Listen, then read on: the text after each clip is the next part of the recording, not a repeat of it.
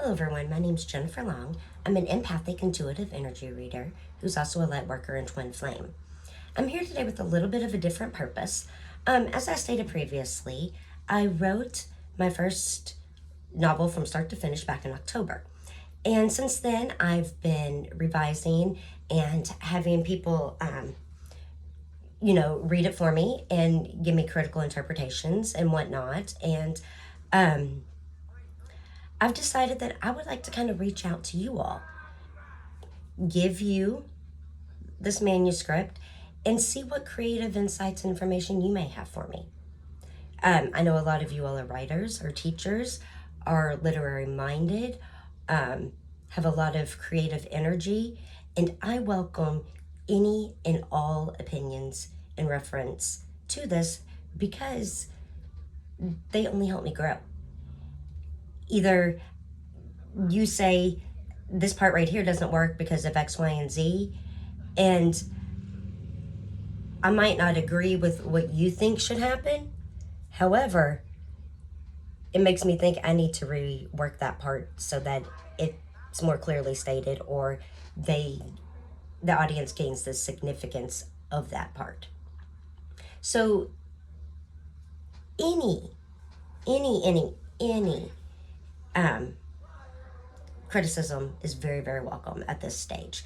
Because, to be honest, myself and everyone that I've had read it, our number one question is, what should be the target audience? And it's something that, to be honest, I go back and forth on, I struggle with, because it's very much, the story that I wrote is very much of an allegory. It's all written in rhyme, something that I typically do not write in. In fact, I have never written in rhyme in my life, other than, the odd poetry piece that I've had to write here and there as an English major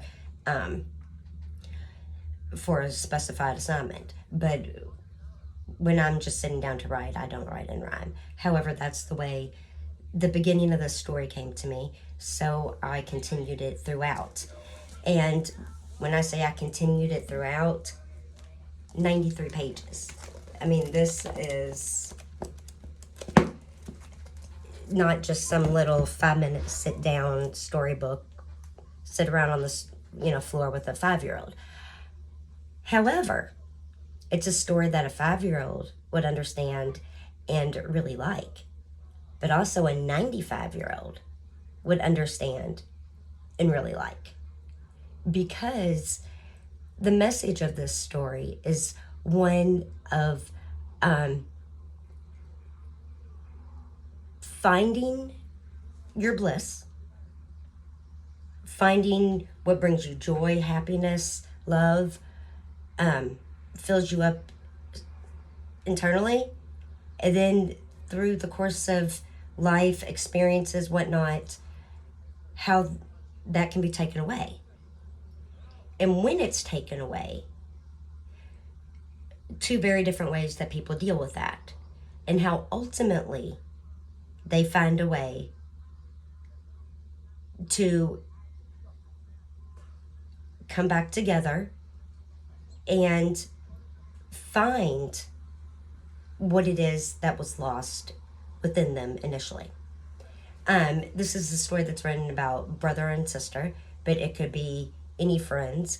It could be a mother and child. It could be boyfriend, girlfriend, husband, wife. You could legitimately, within this story, place any two individuals in the story. It will make sense. So that's kind of why I'm having a problem with audience.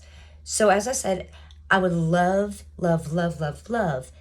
your all's opinions, interpretations, thoughts, any type of guidance you might have for me would be absolutely amazing. Typically, when I read a story that is illustrated like I have with this one, I do it very teacher style, and I would hold it and, read from the side, and so you can see the pictures and illustrations. However, this, as I said, is 93 pages, and it's heavy. I don't have, to be honest, a lot of upper body strength. Legs, I'm good for days. I can lift over 200 pounds with my legs. Upper body, I just don't have the strength.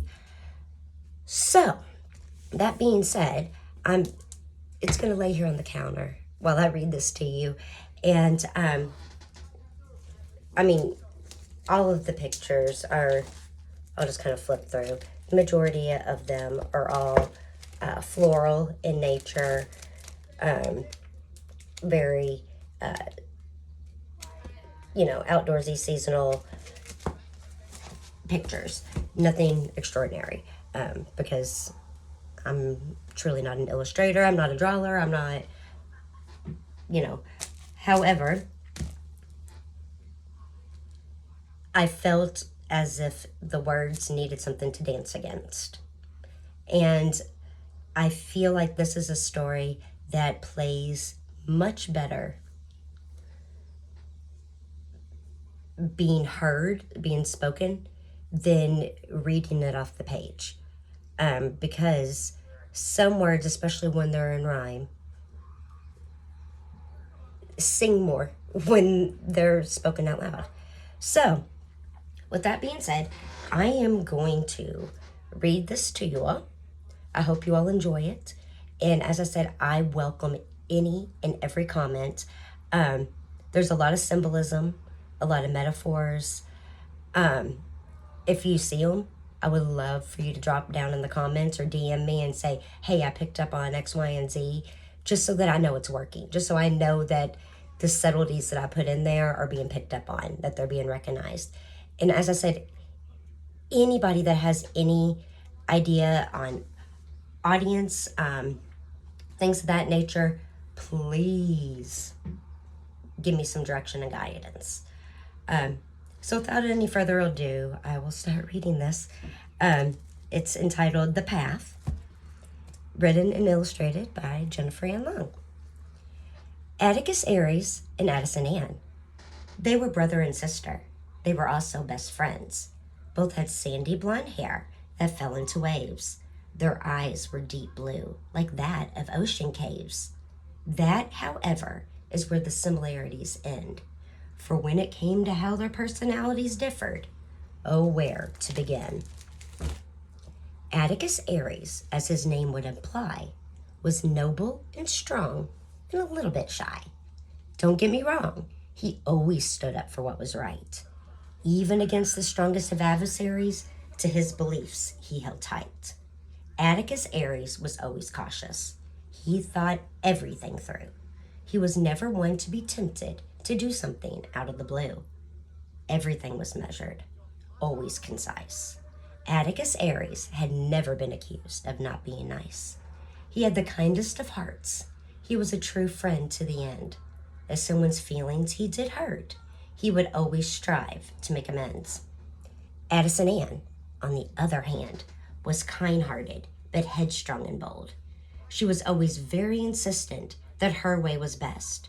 She would challenge anyone who put her will to the test.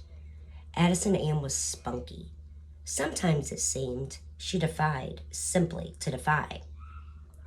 Other times it was to show that her will was stronger than the years of her age would imply. She was a free spirit. She had a fire that burned down deep inside. Addison Ann was never happy with the ordinary or mundane. She was constantly seeking for a new way to be entertained. She loved all animals. She had creativity to spare. A little too loudly into the melody of her own tune. That is how Addison Ann bounced into every room.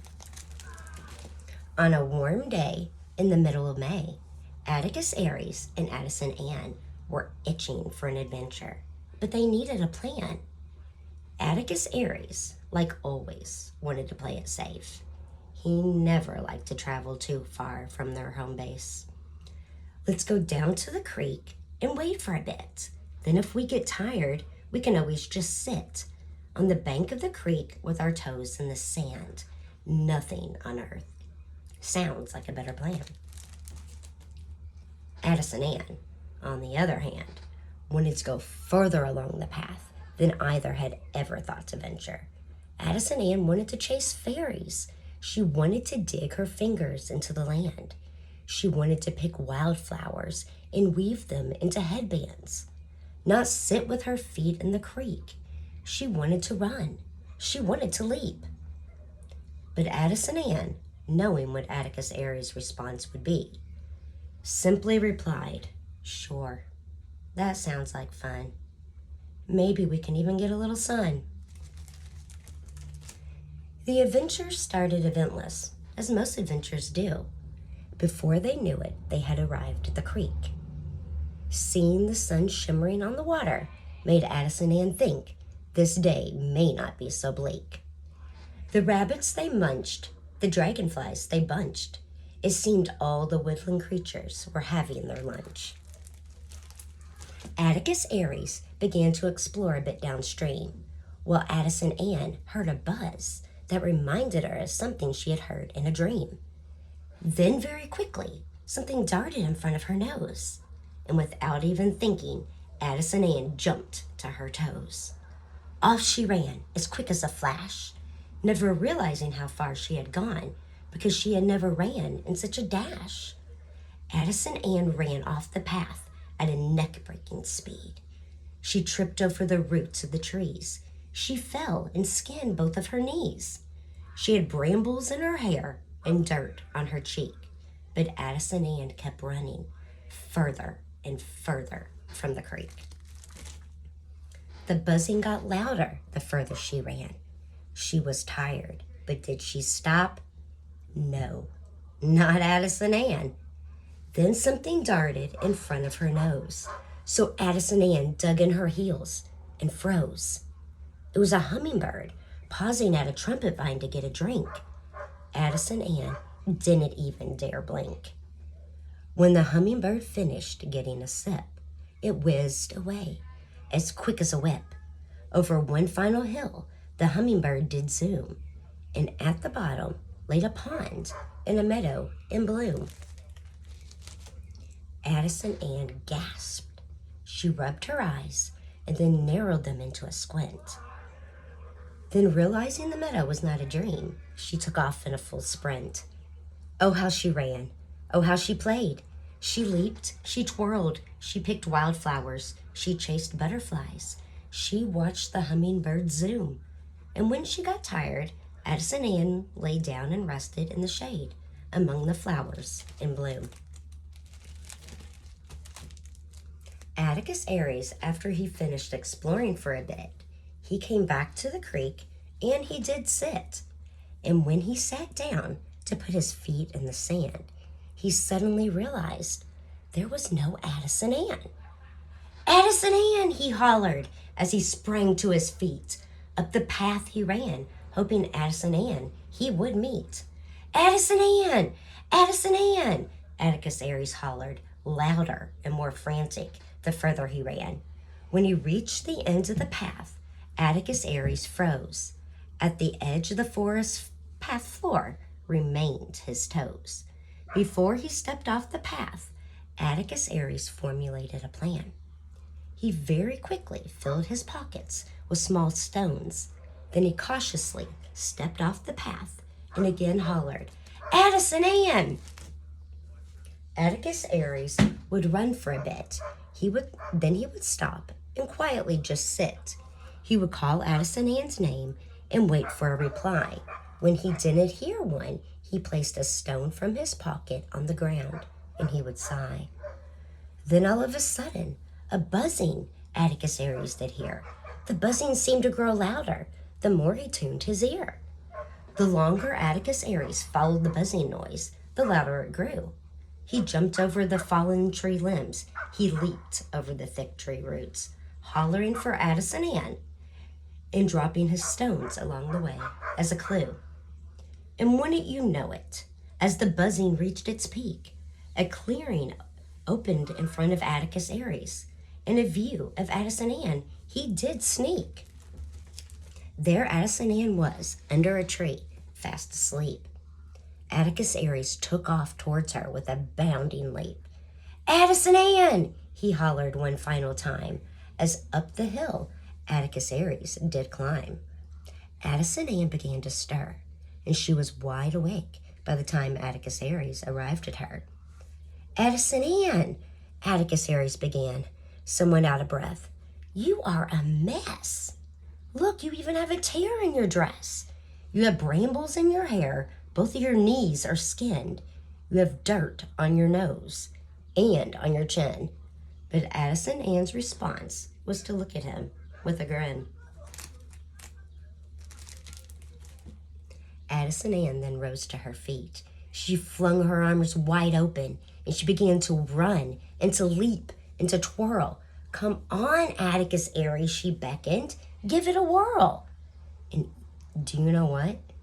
Atticus Aries, even though it was very out of character, he did. He ran with a reckless abandonment only known to a kid. He ran, he leaped, he twirled. Atticus Aries had never felt a better feeling in the whole world. Atticus Aries and Addison Ann ran and played together all afternoon.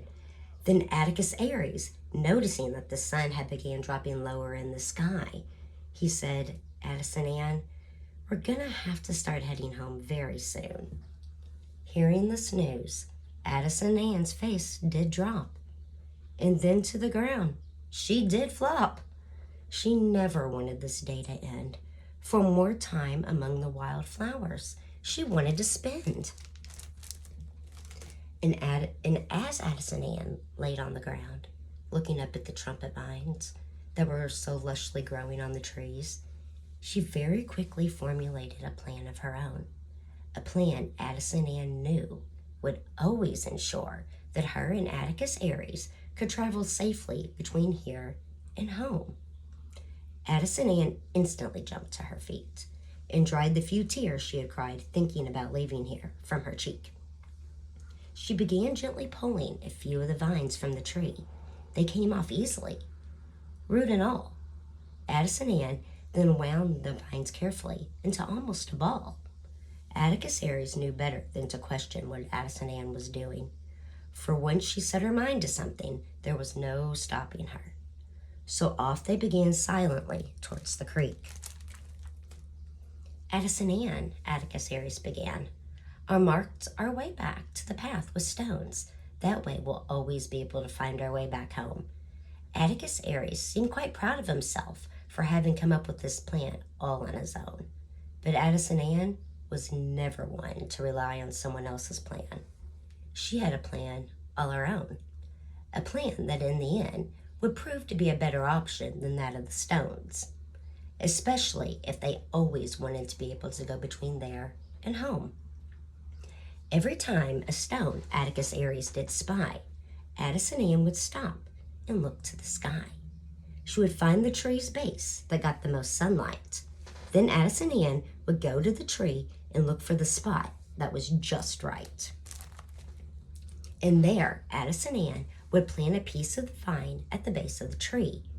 Atticus Aries watched as she dug her hands into the earth, bowing almost reverently to the vine as she kneeled on one knee. Each vine she planted with just the same amount of care.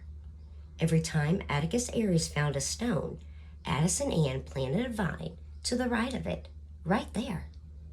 At first, Atticus Aries waited and watched Addison Ann patiently.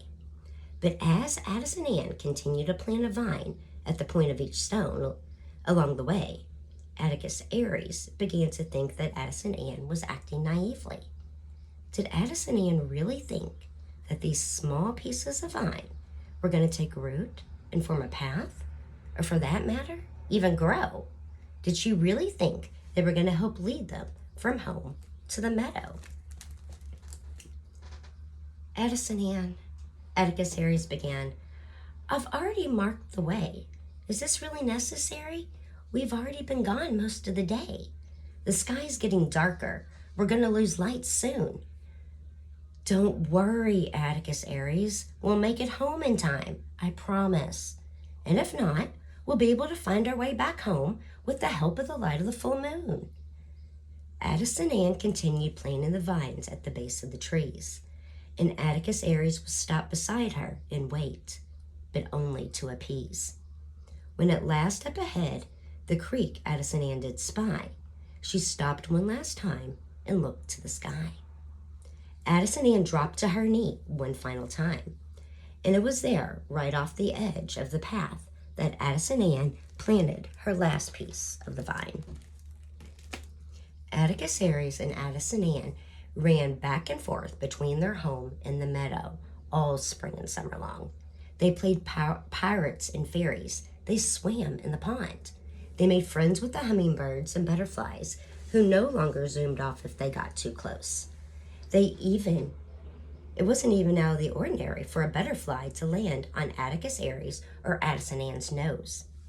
They ran the path through the forest so often that most days they didn't need to look for the stones or vines to find their way.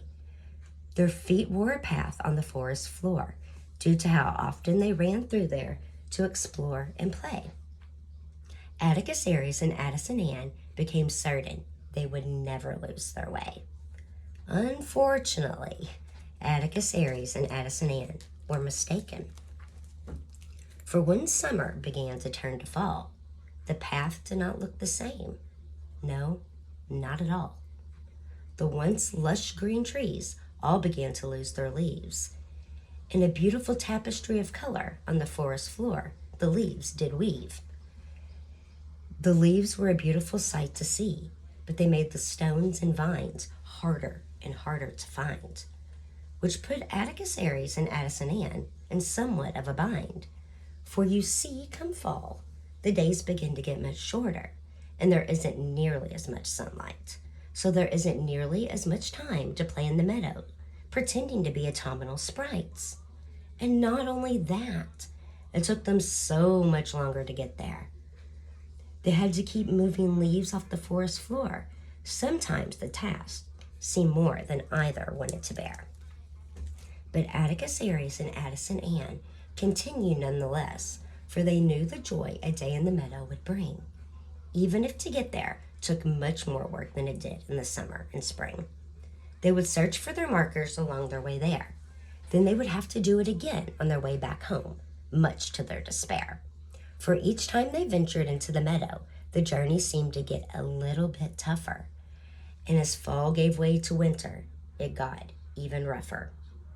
One mid-November day, Addison Ann realized that her trumpet vine had completely died and withered away. She stared at the base of the tree in shock, and for once, Addison Ann, she didn't even know what to say. Atticus Aries saw how sad Addison Ann did feel, so he tried to convince her that it wasn't a big deal. They walked the rest of the way without saying a word. The only sound that could be heard was the crunching of dry leaves and the squawking of a game bird. They followed only Atticus Aries' path there, which they marked with stones, and by the time they returned to the path late that afternoon, the wind had changed, chilling Addison Ann down to her bones. As Atticus Aries and Addison Ann walked home in silence, it began to snow, and in the distance could be heard the crowing of a crow.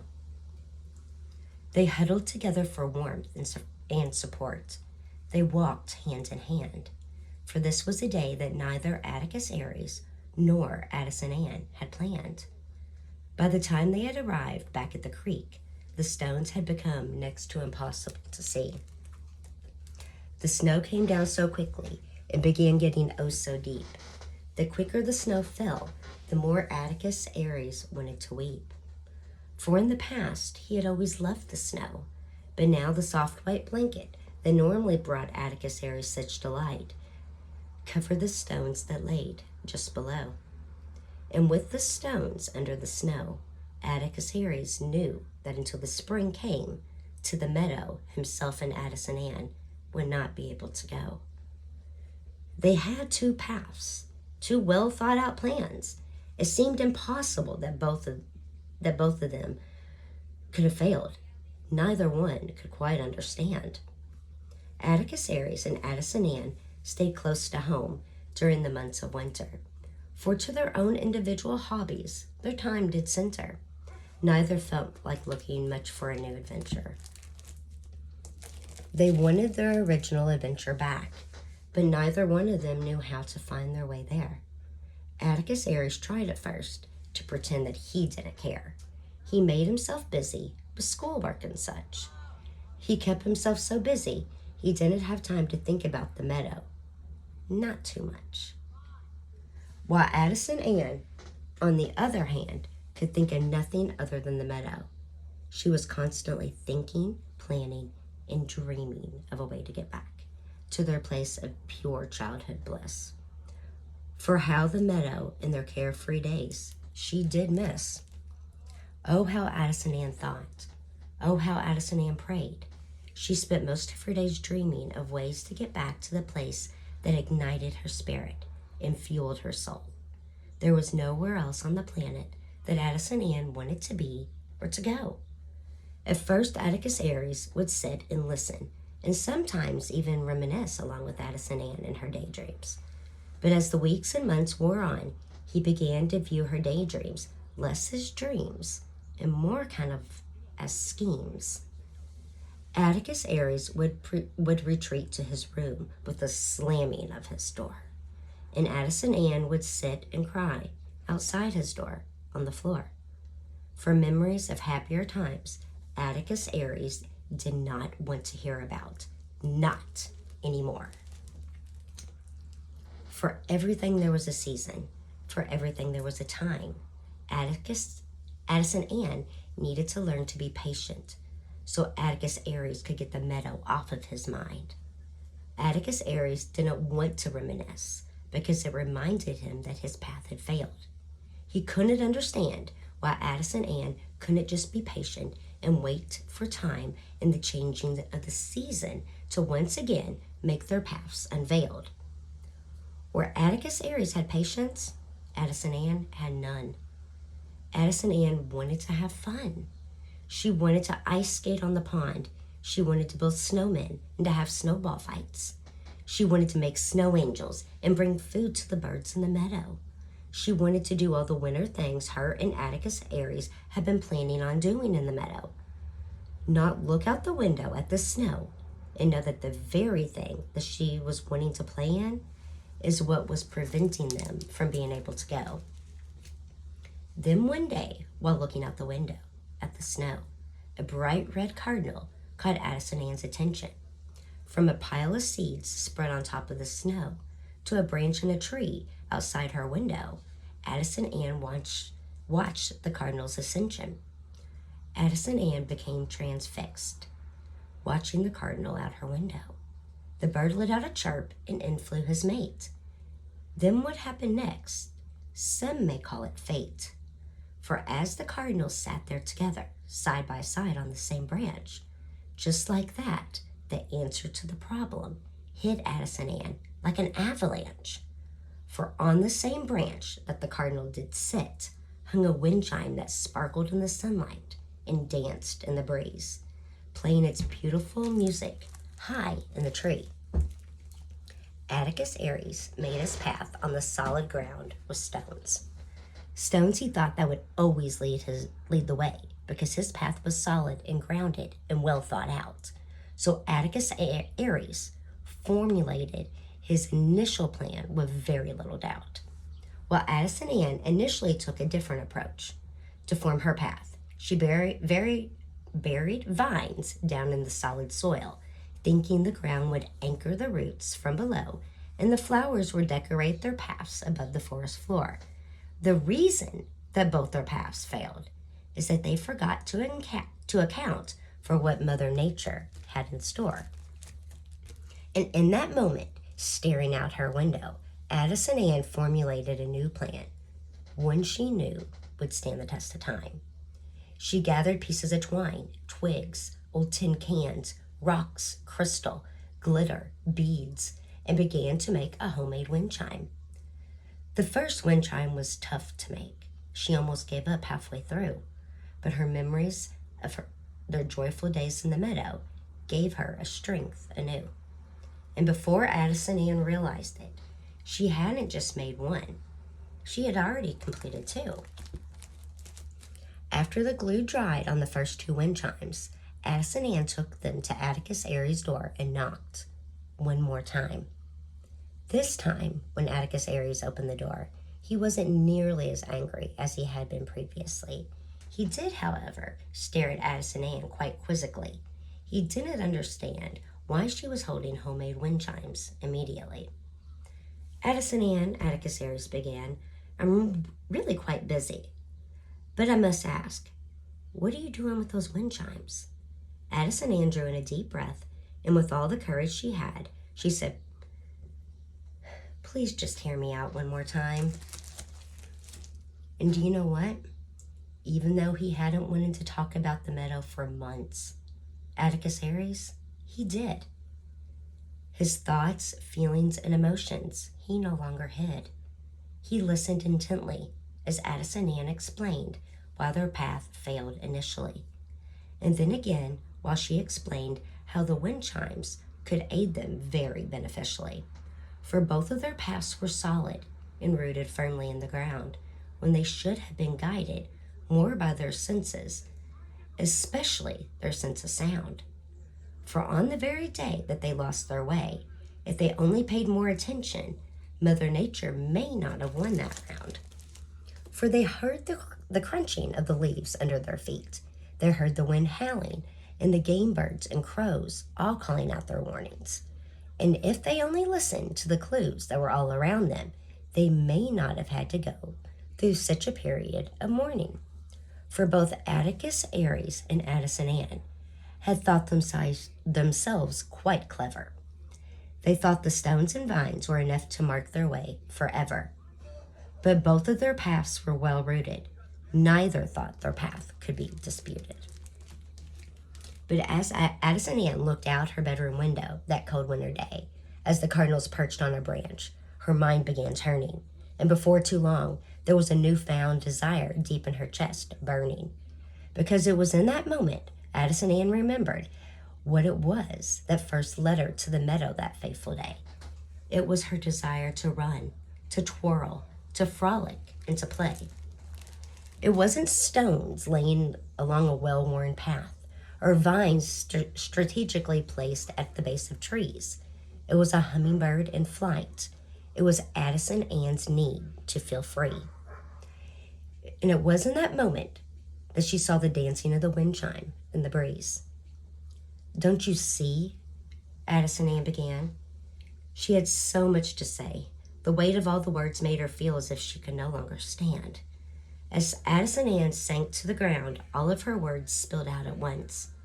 Addison Ann wondered if her words made sense, or if they made her sound like a dunce. She tripped over her words. She kept starting and stopping.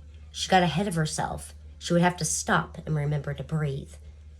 Addison Ann was quite unsure if she was explaining her epiphany in the right way, for Addison Ann didn't know how to put feelings and emotions into words. But it was in that moment that Atticus Aries put his hand on Addison Ann's shoulder and said, "Go back to the part about the birds." It was then that Addison Ann rose to her feet, drew in a deep breath, and tried to explain the birds as concisely as she could.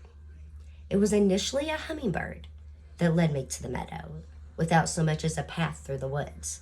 And on that day in late fall, when our path became covered completely, it was the calling of the game birds and crows who hollered out their warnings that hollered us home so fleetly.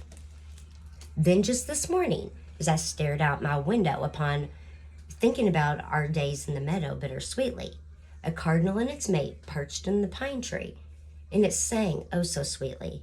And as they chirped away, deep in conversation with each other, it did seem, the wind started blowing, causing the branch upon which they were perched to start swinging. And as the branch swung and danced in the cold February air, the sunlight glistened onto the wind chime, dancing and singing in the trees, right there. And it was then that it hit me what it is that we need to do. It hit me like a bolt out of the blue. We need to look to the sky to be led, not to a fixed path on the ground. If we hang wind chimes in the trees, we'll be able to go to the meadow year-round. For the wind chimes will dance in the breeze and act as a beacon, They will lead us on our way, no matter what the season, Atticus Aries added as he began understanding Atticus Ann's plan. Yes, Addison Ann said with a beaming smile on her face. So glad Atticus Aries finally understood. We must look up and ahead, not down and behind, to find our way through the wood. Atticus Aries ran to his desk as quick as a flash. He started opening drawers, pulling out feathers, stones, hooks, and fishing line, all from his stash. Hurry up, Addison Ann, Atticus Aries beckoned. Grab all your supplies. Let's set up a workstation. And do you know what? Addison Ann, she did. And for the first time in months, Atticus Aries and Addison Ann worked together again. They had once again found their childhood bliss. They laughed, they joked, they acted silly. They remembered what it was to be a kid. Through the months of February, March, and April, winter continued to linger on, but Atticus Aries and Addison Ann kept working diligently on the wind chimes that would lead them to the meadow and the pond. Then, when the month of May rolled around, there were so many changes that Mother Nature unbound. For starters, there were no longer leaves and snow on the ground. The sky seemed bluer, the sun began shining brighter, and there wasn't nearly as much rain. The grass, the trees, and flowers were all coming into bloom again. And what happened, you may ask, when the flowers began to bloom and the hummingbirds and butterflies return and begin to zoom? So Atticus Aries and Addison Ann set off down the path to have a picnic at the creek and to catch crawdads and to play. It was a beautiful morning in mid-May. And wouldn't you know it, as Addison Ann sat by the creek, allowing herself to be bathed in the warm sunlight, something quickly darted into her frame of sight. It was a hummingbird, which seemed to be hovering in mid-flight. Atticus Aries! Addison Ann called as she sprung to her toes, for she knew that her patience had finally paid off. As she hollered, "Come on, Atticus Aries, we have to go!" Atticus Aries sprung to action as quick as a whip. He took off up the path, following the hummingbird and Addison Ann, hoping that over his own 2 feet he didn't trip. Atticus Aries charged forward. For once, he was following his heart's desire. He wasn't worried about the thick tree roots or even the briars. Instead of staying on the safe path, he was acting noble. He was acting strong. He was not acting cautious or shy. He was charging forward, looking only to the sky. Atticus Aries didn't let his fear of losing his path keep him from feeling so carefree, even though he did trip and he skinned his knee. Atticus Aries simply brushed the dirt from his knee, and as he stood up from laying on the ground, it was then he noticed Addison Ann was standing beside him, looking around, quite astounded. For what Mother Nature unveiled as spring had once again sprung left both Atticus Aries and Addison Ann feeling both quite spellbound. They both looked around, their eyes sparkled with wonder and delight. Smiles turned up the corners of their lips, yet no words could be found. How was this possible? When just weeks ago, to find their path through the forest seemed so improbable. Addison Ann's trumpet vine grew back, larger and fuller than before. For some vines began intertwining with the limbs, making a canopy of flowers high in the trees, while others made a gorgeous and fragrant path spread across the forest floor. And over Atticus Aries' stones, you no longer would stumble if you didn't watch your footing. They had sunken into the newly rain-soaked ground and made a path of wonderful footholds that helped guide their way without even looking. "You were right," they both found themselves saying to each other at exactly the same time. Then they both started laughing as they quickly said, "Jinx!" again at exactly the same time, as if they were sharing the same mind. They laughed until their side hurt, and tears filled their eyes, for neither could believe what they were seeing with their own eyes. They felt as if they had won a prize. Atticus Aries, it's just as you said, all we had to do was wait for the changing of the season. And having a little bit of patience did carry us through. I'm so sorry I doubted you. You were right all along. Mother Nature rewarded our patience. We just had to ride out the storm. About that, you had no doubt. And over the winter, I learned a lot about myself that I may not have if Mother Nature had not given us this time out. And Addison Ann, I'm sorry that I doubted your plan from the start. I never dreamed that the vines would actually take off and be such a work of art. And not only that, I'm sorry that over the winter I was so very cruel. I truly acted a fool. I wasn't a good brother or a good friend. I left you when you were so disappointed and sad. I ran away from you to keep myself from feeling so bad, Atticus Aries admitted as he looked to the ground. Do you think I don't know that? Addison Ann said, and then added, it's not like us to have such a spat. That is why I stopped talking about the meadow and just gave you your space. I could see that talking about how much I missed the meadow only brought a look of sadness and disappointment to your face. Addison Ann finished as she wiped a tear from her eye. Then, right in front of them, a hummingbird darted across the sky. So off Atticus Aries and Addison Ann ran as quick as a whip. For they knew if they were going to follow the hummingbird, they had to be quick. They darted and weaved through the forest, following the hummingbird that did zoom. They leaped over the fallen tree limbs and dodged the thick tree roots, all the while not trampling the flowers in bloom. If either Atticus Aries or Addison Ann did trip, the one caught the other and steadied them, so they were on their way without missing a step. Up one final hill, Atticus Aries and Addison Ann ran. They were so tired from running at such a pace, but did they stop? No, not Atticus Aries and Addison Ann. When they reached the top of the hill, the trees opened up and they caught a view of the meadow lying down below. Everything looked so alive and different than it did the last time they were there, just a few months ago. The hummingbird took off straight for the pond, and Atticus Aries and Addison Ann followed closely behind. They both stumbled a few times as down the steep incline they did race, but their vision was clear, and towards the pond they both beelined. Oh, how they laughed. Oh, how they played. They ran, they leaped, they twirled. They did all the things they had been missing and longing for months. And as is always the case, as they laid under the tree resting, the daylight hours began growing thin. And as Atticus Aries and Addison Ann lay there talking, the wind chimes became the topic of conversation again. Do you think we should try to hang them all tomorrow? Addison Ann asked. Atticus Aries quickly replied, no, we can't do that. Not all in one day. The task is simply too vast. You are right, Atticus Aries, and it's also a task that we don't want to rush. They both lay there in silence for a moment, thinking of the best way to handle the hanging of the wind chimes, in almost a hush. After a moment, Addison Ann added, if we want the wind chimes to remain our beacon, then we must hang each one with care so that they can weather any season. And if at any point, Atticus Aries added, we notice a wind chime is getting tattered, we must take it down and repair it right away.